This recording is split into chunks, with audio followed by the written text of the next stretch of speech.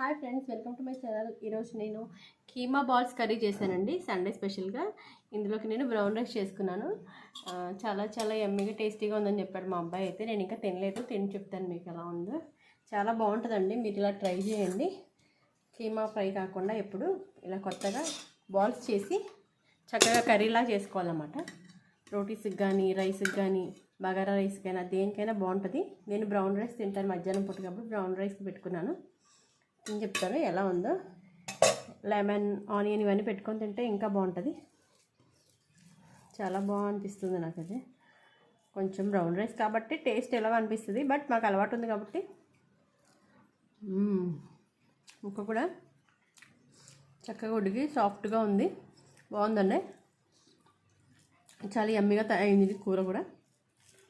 మీరు కూడా ఇలా రెసిపీ రెడీ చేసుకోండి.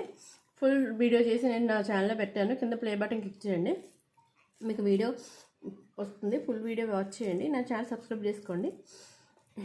Thanks for watching.